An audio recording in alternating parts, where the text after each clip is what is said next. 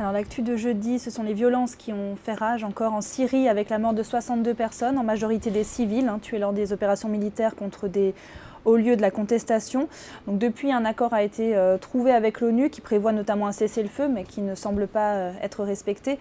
Est-ce qu'il faut sévir? Et est-ce qu'il y a deux poids deux mesures entre Kadhafi et Al-Assad?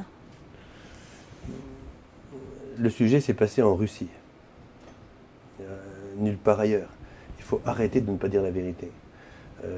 Lorsqu'on était en guerre de Bosnie, à 2 heures de chez nous, il y avait de la purification ethnique.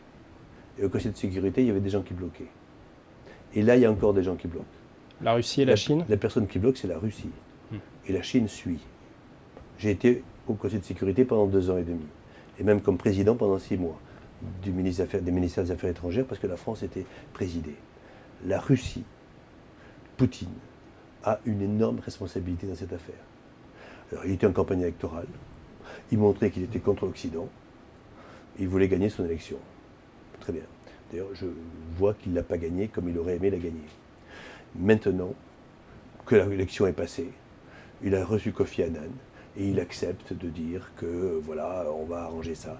Donc la Russie va permettre au Conseil de sécurité, bon, ils ne vont pas lâcher Assad, parce qu'ils sont... vous comprenez, il y a un sujet qui est majeur en politique diplomatique aujourd'hui, c'est que le seul port de la Méditerranée qui accueille les bateaux russes, c'est le port syrien. C'est quand même ça qu'il faut savoir. Bon. Deuxièmement, les armes, elles viennent d'où?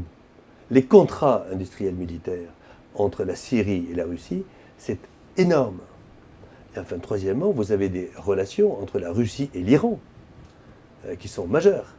Ils sont à côté. La Russie a même vendu une grande usine de centrales nucléaires civiles à Bachar. Donc tout ça, ça vient des Russes et il faut le savoir, il ne faut pas l'oublier.